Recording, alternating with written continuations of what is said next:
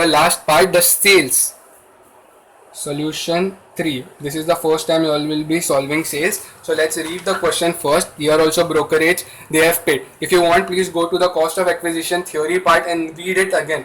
I'll not be doing the wrong way again over here. I'll be directly striking the right part. On 1st December, sold 6,000 12% debentures of rupees 100 each at rupees 106 cum interest price. Brokerage paid at the rate 2%. Okay, so we'll write face value firstly. We'll calculate face value always first.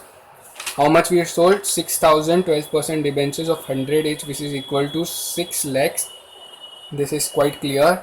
We'll calculate cost later. We'll calculate now income. You know, it is accrued interest. I'm not writing it underneath over here. So face value 6 lakhs into 12%, that is 12 divided by 100. When he has sold on 1st December. So our interest, the due date of interest was 30th June and the next is 31st December. So out of the 6 months gap, he has sold 1 month before receiving the interest. That means 5 months the seller has holded the securities, at the 5th month he sold it. So that means we have seller, that means we are the seller, that means we have holded it for the 5 months. In the last 1 month we decided not to hold it more, you sold it. That means 5-month interest is your property, it is your right on that 5-month interest, and the 1-month interest right is on the purchaser, that he'll see in his book, we'll see in our book. That means the 5 months interest is in our book. So let's see, 5 divided by 12 is equal to, we'll calculate now, 6 lakhs into 12% into 5 divided by 12, which is equal to 30,000 is our interest. Okay, now the cost part. So we'll write the cum interest first. 100 and how much? 106 rupees into 6,000 securities of 12% debentures, which is equal to 6,000 into 106 is equal to 6 lakhs 36,000. Okay, now subtract brokerage. Why subtract brokerage? I told you it is included in this, but a more logic on this. See, when you purchase, you have paid.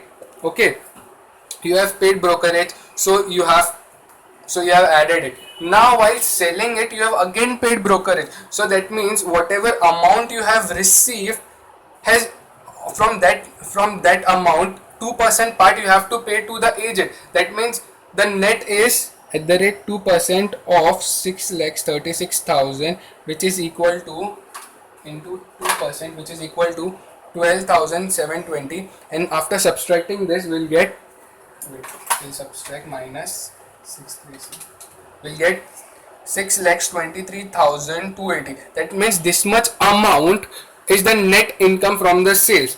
Okay, you have paid for this brokerage. If you have paid for purchase, you have to add. If you have paid for sales, you have to subtract, because this is the net amount you are receiving. For purchase, because you have purchased it, and as well as you have paid brokerage, that means the total amount will become your cost. Okay, if you want, see it again over here, it will become your cost. Brokerage you have to add and it will become your cost. Here you have to subtract, because this is the net income. So we have got the cost over here. Since it is the cumulative interest, we have to less accrued interest. Accrued interest is 30,000, and finally we get 5,93,280 as our cost.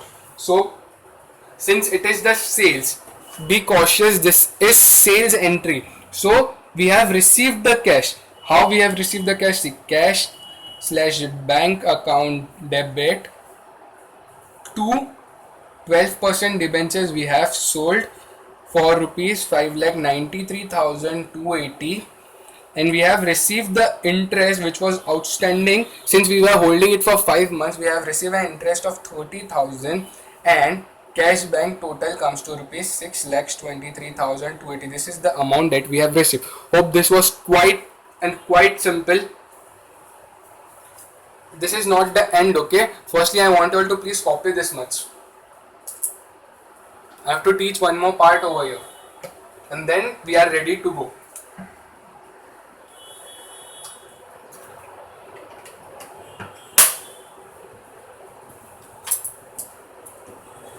Please write note over here.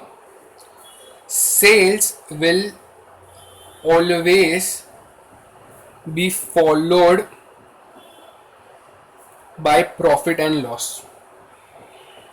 Okay, what does this means? I'll explain. See, you have sold 6,000 securities, so that means you are having more than 6,000 securities, or you might be having 6,000 securities. So let's see, if you purchase, you have paid brokerage or whatever stuff, you have purchased this security and the face value was 7 lakhs. Okay, we'll take this example. The face value was this is the face value was 7 lakhs and the cost is assume 7 lakh 12,000. Okay, we have assumed this cost. This is all assumed part. Okay, and now you have sold face value of 6 lakh securities FP this much, and at the cost of rupees 5,93,280. So how to calculate? Either you have made a profit or loss. So we'll see, this is the sale price and this is the cost. We'll calculate the cost. Now don't worry about that, how to calculate, we'll see. See, firstly write sale price 5,93,280 and less cost price. How to calculate the cost price? We have to calculate the cost price in this manner. FVS, face value sold divided by face value held. We were holding face value of 7 lakh securities and we sold 6 lakh securities into the cost. What is this cost? I'll make you explain. Into cost, this cost is the amount that means debit minus credit. There is less space, I will make you explain over here. See, this is debit side and this is the credit side, and this is the cost column and this is the cost column. You sold your security, assume 6 lakhs rupees, and you have made many expenses over here. Okay, and that expenses will be clubbed. Like it is only 7 lakh 12,000. I will take our last example only, not 6 lakhs. What was the amount? 5,93,280. So this was the amount and this was the cost of 7 lakh face value securities, and this is the face value of 6 lakhs and you have sold it for 5,93,280. So we have to calculate whether it was profit or whether it was loss. So 7 lakh securities will come down, face value of securities held, and the numerator will be 6 lakhs, because this is the formula, face value of securities sold divided by face value of securities held into cost. Cost means debit minus credit. Cost you have to take off the debit side, that is 7 lakh 12,000. There is no cost, corresponding cost on the credit side. We have to take the cost of the credit side before the sales. That means if any cost is there before the sales, we have to subtract it from the cost of the debit side. That means debit minus credit.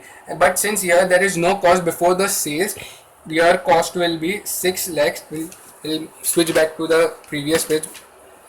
Here we'll write 6 lakhs divided by 7 lakhs into 7 lakh 12,000, which is equal to 6 divided by 7 into 7, which is equal to 6 lakhs 10,286. And now we'll subtract minus 5,93,280, 17,005. So this means that we have made a loss by selling this security. Okay, so this loss is there, loss of 17,005 rupees. Since it is a loss means the expenses amount is going out. Simply think of P&L account. In P&L account, debit all expenses and credit all income. Okay, so since you have done a loss, this loss will be recorded in the P&L account. Okay, so we'll see more, we'll explore this part more while solving the sums, but I hope you all have understood how we have calculated the loss over here. See, face value of securities we have sold. Face value of sold is 6 lakhs and face value held is 7 lakhs. and the cost is 7,12,000. Of this 7 lakh, if we have sold it on the cost of purchase, if we have sold only 6 lakh securities as per the cost of purchase, so then it would have been rupees 6 lakhs 10,000 286 rupees. Okay, but since we have sold it at 5,93,280, we have incurred a loss. I hope you all have understood this part. This part is very important, and students do mistake here also. And the biggest mistake will be encountering when we'll be solving the sums, because in the first sum I'll be giving you all time to solve, and you all will definitely do mistakes in that. You will be forgetting the due dates of interest. You will be forgetting to calculate the sales, profit and loss. Okay, so this is not so important in the example part. This will be more, you'll get more grip when we'll be solving sums. Okay. So I know you have not copied this part. Please pause the video and copy this.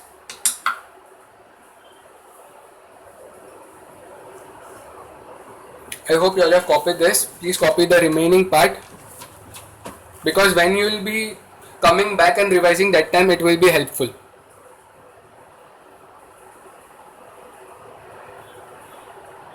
I hope you all have paused the video and copied this. Now we'll be directly solving sums on fixed income bearing securities, and later we'll be doing fluctuating. Okay.